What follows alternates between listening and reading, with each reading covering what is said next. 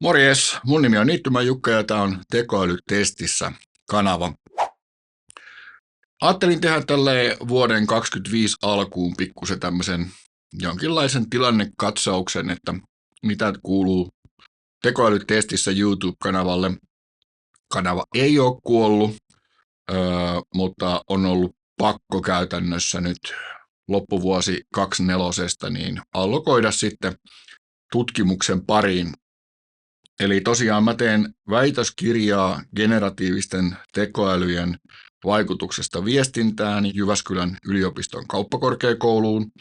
Ja 3. vuotta teen väikkäriäni ja jos joku nyt on asiaan perehtynyt, niin tietää, että väitöskirjatutkimus, niin se on ihan siis tyypillisesti koko päivä työ.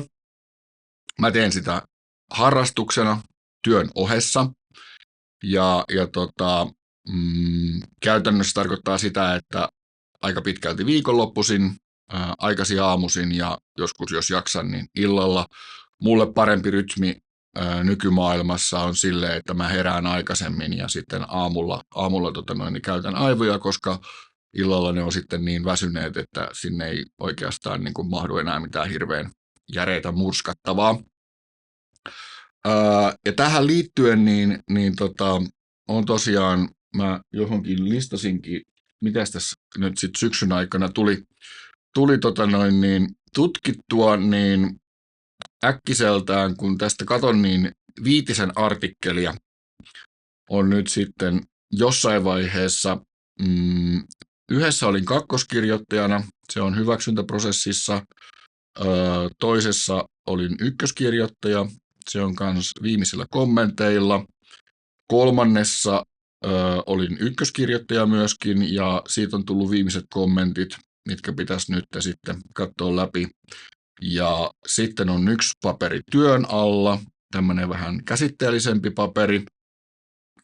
Sitä on viime kesästä asti kirjoittanut ja nyt sitten just vuodenvaihteessa niin sain 1 paperin, missä olen ykköskirjoittaja, niin matkaan kommenteille. Ja tämä viimeisen, mistä voin sanan sanoa, niin on siis sellainen, missä mä tutkin sitten vähän näiden generatiivisten tekoälyjen vaikutuksia niin kuin kaupalliseen sisällön tuotantoon, että miten se muuttuu, miten kaupallisen sisällön tuotannon ammatit muuttuu. Ja tämä on semmoinen hanke, mikä on kestänyt koko viime vuoden. Saatiin siihen rahoitusta media-alan tutkimussäätiöltä ja kerättiin siihen sitten hyvä aineisto. Ja sitä aineistoa olen nyt sitten loppuvuoden analysoinut ja siitä nyt sitten ensimmäinen paperi saatiin kommenteilla maailmalle. Se tulee yhteen kirjaan. Tietenkin olettaen, että vertaisarvioijat kokevat, että se on riittävän hyvä. Mutta se on mielenkiintoinen. En vielä kerro tuloksista, mutta niiden aika on myöhemmin, mutta täytyy sanoa, että oli kyllä tosi kiinnostava sitä aineistoa käydä läpi. Eli kun työn alla on tollainen määrä työn ohessa akateemista tutkimusta, kaikkiin liittyy totta kai tekoäly ja erityisesti generatiivinen tekoäly, niin on pakko tehdä tällaisia priorisointeja. Ja yhden tekoälytestissä videon tekeminen riippuu vähän videosta, niin menee tuollainen 4-12 tuntia editointeineen. Eli yleensä näihin kuvaamisiin ei mene kovin kauan aikaa. Se on suurin piirtein ehkä tuplat siitä, mitä se lopullinen materiaali on sitten, mutta sitten se kaikki kuvitus, kaikki se lisähakeminen ja niin kuin tietojen tarkistaminen ja testaaminen ja näin poispäin sitä ennen ja kaikki se, niin se ottaa yllättävän paljon aikaa. Ja sitten kun tämäkin on rakkaudesta lajiin osastoa, niin tuolla määrällä tutkimusta, niin mun oli joka viikonloppu vaan on ollut niin kuin käytännössä pakko tehdä se valinta, että nyt minä käytän aivojani tutkimukseen. Mutta Summa summarum siis tekoälytestissä kanavan näkökulmasta keskustelu on tosi vilkasta LinkedInissä, eli sinne ryhmään kannattaa hypätä. Mä laitan tuonne kommentteihin linkin taas ryhmään. Siellä on jo hyvä matka yli 4000 jäsentä. Ja se keskustelu on tosi aktiivista ja siellä on paljon testailuja ja demoja ja kysymyksiäkin ihmiset välillä heittää.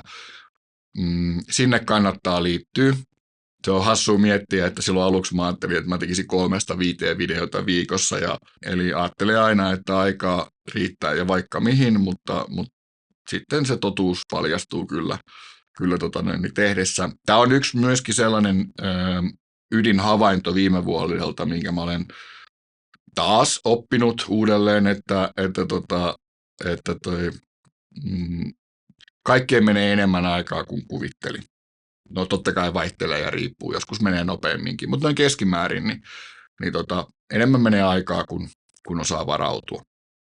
Kiitos kun katsoit. Hyvää uutta vuotta 2025. Toivotaan, että maailma menee parempaan eikä pahempaan suuntaan.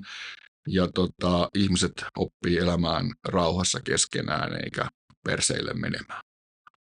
Seuraava video, moikka moi!